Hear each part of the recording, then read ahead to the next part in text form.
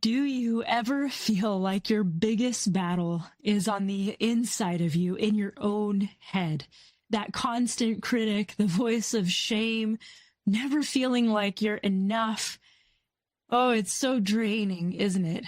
And today I want to show you how to silence that inner critic, to step into what God really says about you, and some ways that can help you deepen that practice if that's something that you battle. I've been there. It's been a little while because of the practices that I put into place, because of the journey that I've gotten to walk with God. But I remember when that inner critic was just so loud. I didn't even know it was a critic. It was so loud. I thought it was just me. I thought it was normal and I thought it was natural. I shared this in my wholeness meditation community, but there was a time when I first stepped out in the business world, to launch my first business in doing web and graphic design. And my worst boss ever, I think, that I've ever had was myself. And I wanted to try freedom. I wanted to experience what it was like to have my own clients and build something and build my own climate and my own experience. But boy, I was a hard boss and I could never get enough done at the end of the day.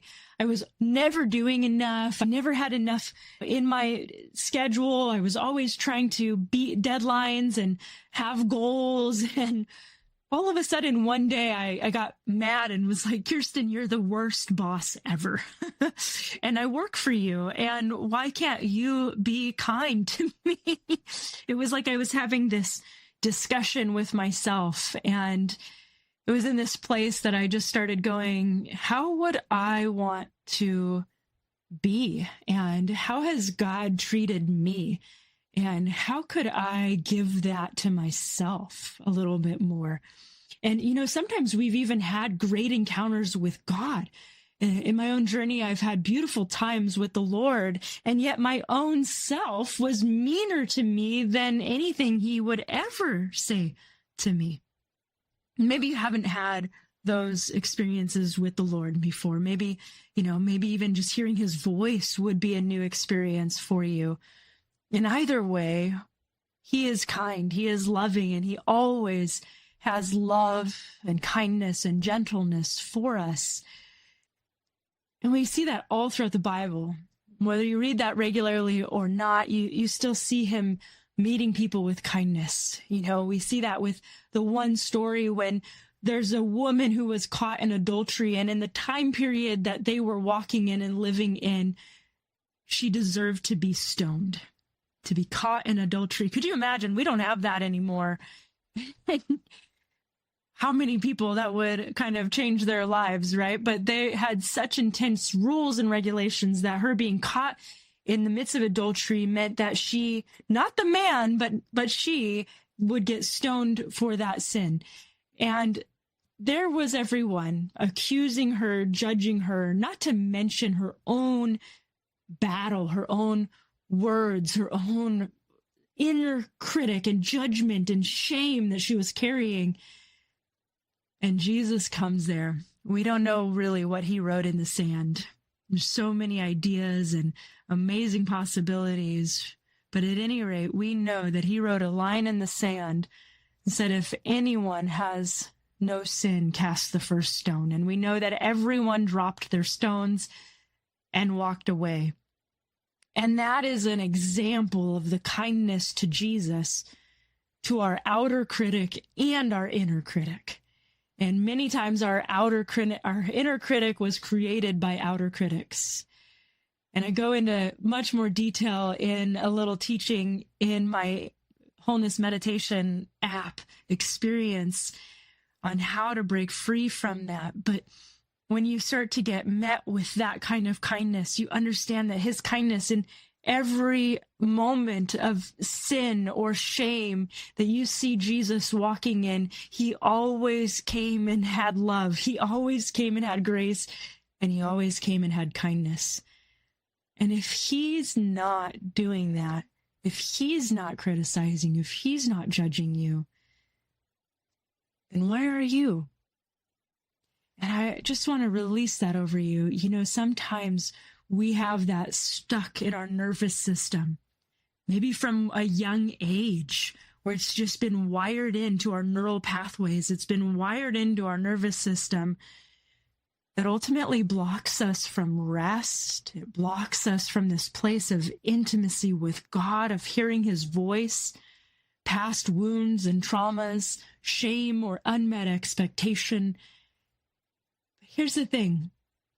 Yes, while those things create an opening for the enemy to accuse us, while those things create an internal voice and climate for our own critic to speak, God's presence restores, and he brings grace, and he never uses shame as a motivation. And I used these two verses in that training that I did, was Romans 8:1, no condemnation in Christ Jesus, and Zephaniah 3:17, that he delights over you with singing. You know, and the invitation of the gospel is always an exchange. We exchange our shame, our judgment, our voice for his. He always trades up. And again, I talk a little bit more about that in the internal training that I did, but I wanted to just release that here as well, that you are worth so much more than that. There is grace for you. And if you've been battling that inner critic, I just want to encourage you to bring that voice to him. Maybe that voice, that part of you, isn't all of you. And maybe that voice needs to hear Jesus's voice too. Maybe part of you has been shoving that voice down or trying to make it quiet. But that inner critic is kind of getting louder. It's been stormy on the inside, and he wants to speak peace to that storm. He wants to create a safe inner climate filled with his love, with his peace. Oh, like 1 John 3:1. See what great love the Father has lavished upon us. And maybe you're like me, and maybe so many people that I know, that you just have that inner critic is the worst one. Maybe outer critics pale in comparison to your inner one. That I want to invite you to some different practices. You know, if you followed me at all, you know that I talk about how the power of emotional freedom techniques or EFT tapping can be to help quiet that down, releasing the intensity of that voice mixed with experiencing Jesus's voice filling you back up. Doing some time, a moment of just calm and breathing and being with him, being still and knowing he is God.